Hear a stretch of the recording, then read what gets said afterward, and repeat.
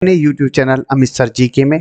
तो आशा करता हूँ सारी चीज़ें आपको अच्छे बेहतर तरीके से समझ में आ रही होंगी।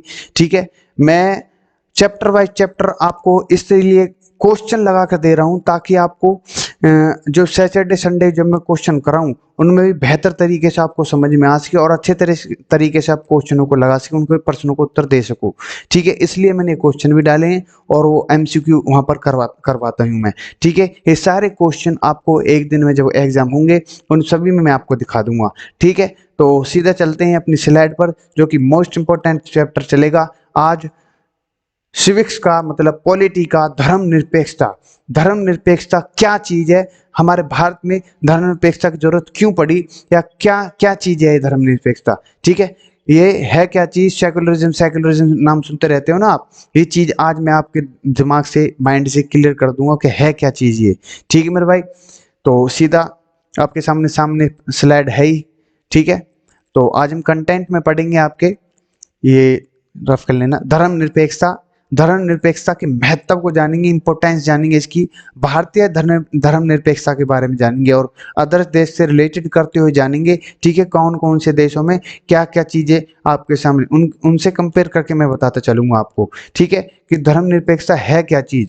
थोड़ा सा मैं बता दूं धर्मनिरपेक्षता के बारे में, मैं बता दूं आपको कि जैसे आप कल्पना करो कि आप हिंदू या मुसलमान हैं, कोई भी हो, और अमेरिका के किसी ऐसे भाग में रह रहे हैं जहां पर ईसाई जो कट्टरपंथी है, ठीक है, वहां बहुत ताकतवर है वो। ठीक है, मान लीजिए आप अमेरिका के नागरिक होते हुए भी आपको किराए पर मकान नहीं देते हुए, ठीक है, नहीं वो देना चाहते, ठीक है, जो कौन, वो ईसाई धर्म के लोग। ठीक है, आपको कैसा महसूस हो, क्या क्या आपको गुस्सा आएगा इस चीज पे, है आपको, मतलब कि अगर आप इस भेदभाव के खिलाफ शिकायत करें या जवाब में आप कुछ और देने लगे उसको, कि आपको जवाब देने लगे वो आप देश उल्टे लौट जाओ या आप अब भारत में ही रहो, ये सारी चीजें आपसे कहने लगे तो आपको बुरा लगेगा, काफी हद तक बुरा लगेगा, मैं आशा करता हूँ।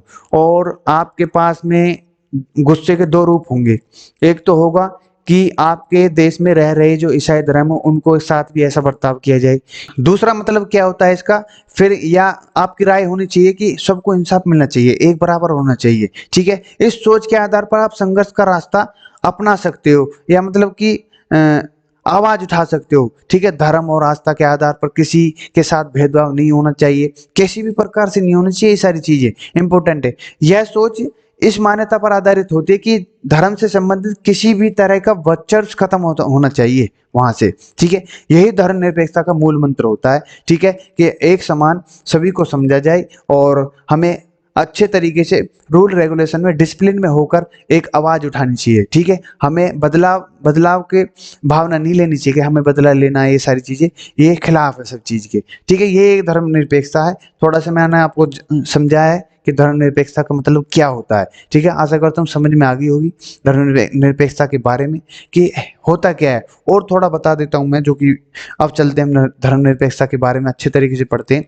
धर्मनिरपेक्षता के दो मौलिक आधार हैं। पहला आधार है कि कानून संविधान और सरकार की नजर में विभिन्न धर्मों को मानने का एक समान मानेगा। ठीक है, दूसरा आधार यह है कि धर्म और राजनीति को एक दूसरे से पूरी तरह अलग रहना चाहिए। ठीक है, जो कि मुझे लगता है कभी नहीं होगा। ठीक है, जैसे कि आपका मस्जिद है, मंदिर है, ठीक है, गिरजाघर जो होते हैं, ठीक है, ये सारी चीजें आपको एक साथ मैंने फोटो डाला इसलिए कि सभी एक समान है हमारे संविधान की तरफ से। इसका मतलब यह हुआ कि धर्म के आधार पर कोई भेदभाव नहीं होना चाहिए। साथ में बहुसंख्यक मतलब जैसे कि जो बहुसंख्यक है, जो उच्च जाति के हैं, जैसे कि हमारे भारत में हिंदू को बहुसंख्यक बोला जाता है। ठीक है, और आदर्श जो अल्पसंख्यक बोला जाता है उनको। ठीक है, तो बहुसंख्यक समुदाय के लोगों की निरंकुशता पर पूरी तरह से नियंत्रण होनी चाहिए, ताकि वो पीछे बेचारे अल्पसंख्यकों को डोमिनेट नहीं करे किसी भी तरीके से लेकर। यदि राजनीति में धर्म का दखल होने लगता है तो इसे बहुसंख्यक समुदाय के हाथों में सत्ता का एकाधिकार आ जाता है। ठीक है, इससे बहुसंख्यक की निरंकुशता का खतरा बढ़ जाता है। ठीक है, भारत का संविधान यहाँ के नागरिकों को अपनी पसंद का धर्म मानने और उसके अपने तरीके से व्याख्या करने में छूट देता है। ठीक है, इसके अलावा कहीं और पर नहीं है ऐसा कुछ भी, जैसे हमारे भारत के अंदर है। इसके अलावा भारत में धर्म की शक्ति के राज्यों को शक्ति में बिल्कुल अलग रखा जाता है। ठीक है, अगर राज्य का मतलब यहाँ क्या है, राज्य का मतलब यहाँ देश है, जैसे मैंने लास्ट चैप्टर में बताया आपको, ये अपने देश की बात हो रही है। एक देश अगर एक ही धर्म को मानकर चलेगा तो बाकी जो बेचारे दूसरे समुदाय हैं धर्म में, तो वो क्या सोचेंगे, ठीक है। इसलिए भारत एक धर्मनिरपेक्ष देश है, सभी धर्मों को समान मानता है, ठीक है। धर्मनिरपेक्षता के महत्व को जान लेते हैं। किसी भी लोकतांत्रिक देश के लिए धर्मनिरपेक्षता जरूरी होती है। लगभग हर देश में एक से अधिक धर्म को मानने वाले लोग रहते हैं। इसमें कोई ना कोई धार्मिक समुदाय होता है जो किसी देश में बहुसंख्यक होता है, ठीक है। यदि बहुसंख्यक धार्मिक समुदाय के हाथों में सत्ता आ जाती है, जैसे कि हिंदू मतलब कि या मुसलमान या कोई भी एक के पक्ष में एक चीज सत्ता आ जाती है, तो इस बात की पूरी संभावना होती है कि बहुसंख्यक समुदाय उस सत्ता को धन का दुरुपयोग करके अल्पसंख्यक समुदाय के साथ भेदभाव करेगा, ठीक है। और हो सकता है कि उनकी हत्या भी करने लगे, ठीक है। ये सारी चीजें अदर स्टेट में अदर देशों में देख रहे हो, अपने भारत में नहीं है। इस तरह से बहुसंख्यक की निरंकुशता से धार्मिक अल्पसंख्यकों के साथ भेदभाव, उनके साथ बुरा व्यवहार, उनकी हत्या तक होने लगती है। कई बार बहुसंख्यक समुदाय ऐसा भी करता है कि अल्पसंख्यक समुदाय को उसकी धार्मिक गतिविधियों को रोकने लगता है, ठीक है। किसी भी लोकतांत्रिक समाज में हर नागरिक को समान अधिकार दिए जाते हैं, ठीक है। लेकिन यदि बहुसंख्यक की निरंकुशता होती है तो इन अधिकारों को हनन होने लगता है, ठीक है। इसलिए लोकतांत्रिक समाज में धर्मनिरपेक्षता जरूरी है और होनी भी चाहिए, ठीक है। कुछ लोग अपने धर्म को छोड़कर दूसरे धर्म में शामिल होना चाहते हैं। कुछ व्यक्ति अपने तरीके से किसी धर्म की व्याख्या करना चाहते हैं। कुछ लोग नास्तिक होते हैं और किसी भी धर्म को नहीं मानते। ऐसे लोग की स्वतंत्रता की रक्षा करना भी संविधान का कर्तव्य होता है। जो धर्म को नहीं मानते, जो कुछ भी नहीं मानते, उनके भी हमारा देश रक्षा करता है, ठीक है। उनको भी लेकर चल रहा है एक समान, ठीक है। ये सारी चीजें सोचने और ये सारी चीजें संविधान को अंतर्गत सब कुछ दिया हुआ है, ठीक है। चाहे कितने भी धर्म हो, पर वो मानता एक को, मतलब सभी को एक समान मानता है हमारा संविधान, हमारा कॉन्स्टिट्यूशन, ठीक है। इसलिए हमारा भारत देश धर्मनिरपेक्षता है, ठीक है।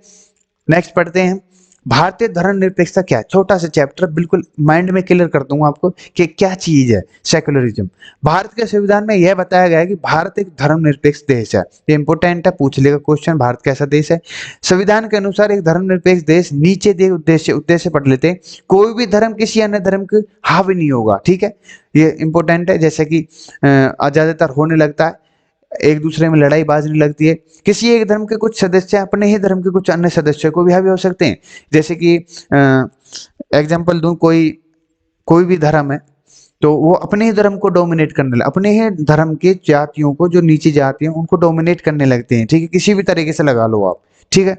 राज्य किसी धर्म के पर्सन्य नहीं दे, किसी भी धर्म मतलब आश्रय न दे, उनको सहारा न दे देश, ठीक है। किसी भी धर्म, किसी भी धार्मिक स्वतंत्रता का हनन न करे, ठीक है। इन उद्देश्यों को पाने के लिए भारत सरकार कई तरीके अपनाती है। सबसे पहले नीति है कि सरकार धर्म से दूर रहती है, ठीक है। और यही यहाँ किसी धर्म को सरकार का समर्थन दिया जाता है, ठीक है मेरे भाई।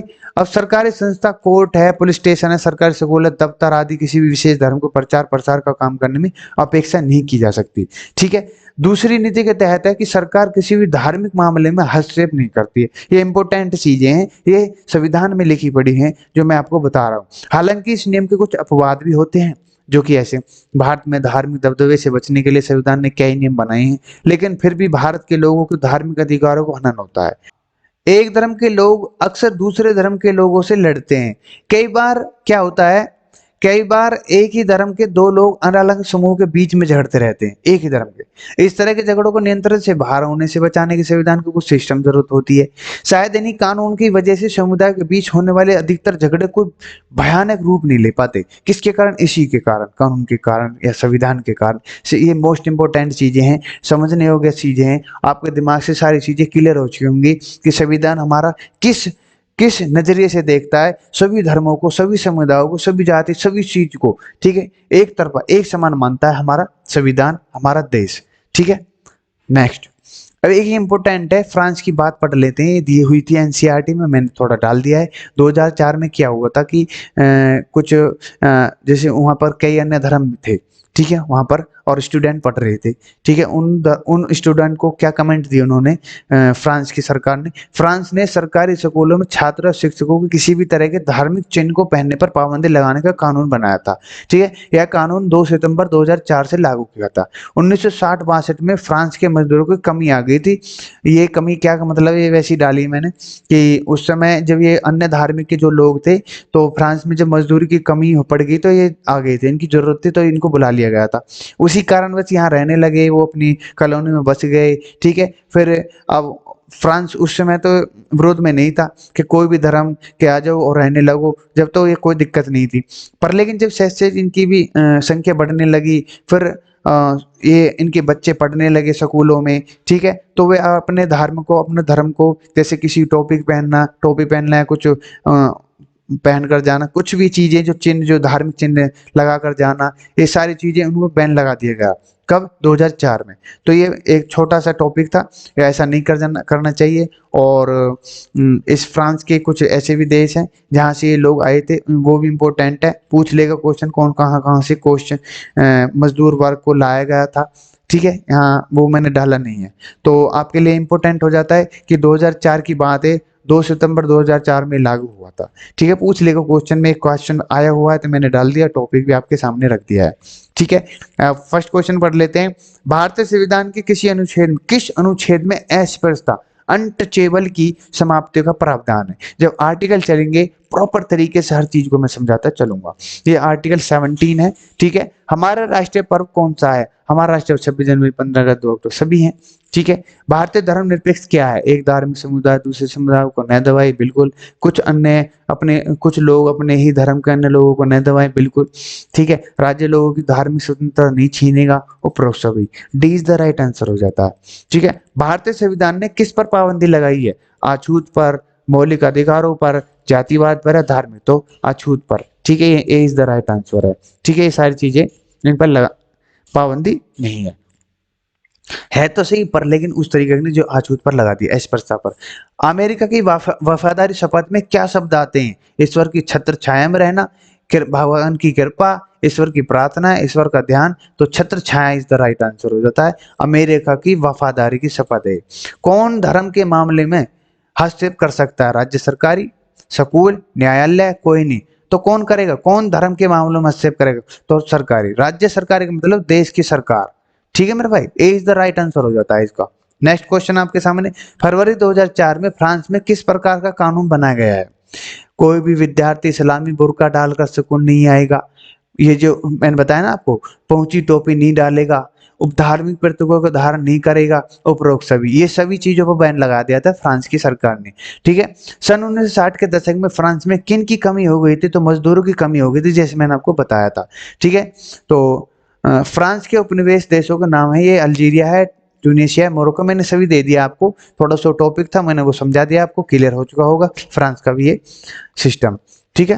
तो 10th क्वेश्चन आपके सामने है कि फरवरी 2004 में फ्रांस में कौन सा कानून बनाया गया था? ये मैंने बता चुका हूं आपको कि धार्मिक राजनीतिक प्रतीक को धारण करके स्कूल में नहीं आना था। शिक्षा कानून तो है, ये है नहीं, ठीक है। वफादारी की शपथ कहाँ पर ली जाती है? वफादारी की शपथ जैसा भी मैंने बताया आपको क्वेश्चन, पिछले क्वेश्चन में, फ्रांस में, इटली में, यूएसए में ली जाती है, ऑस्ट्रेलिया में भी वफादारी, ठीक है। इसके बारे में बताऊंगा किसी दिन। धार्मिक त्योहार कहाँ नहीं मनाए जाते? घर पर, स्कूलों में, पड़ोसी में, राज्य में। तो school is the right answer हो जाता है, और सब जगह धार्मिक त्योहार बनाए जाते हैं, ठीक है। कौन सा राज्य धर्मनिरपेक्ष राज्य है? भारत, बस और नहीं है। भारत में कौन सा धर्म बहुसंख्या की पंक्तियों में आता है? तो वो बहुसंख्या की पंक्तियों में हिंदू है। जब मैं बोल रहा था ना बहुसंख्य लोग जो हैं, ठीक है, ये सारी चीजें वो हिंदू की गिनती में आते हैं।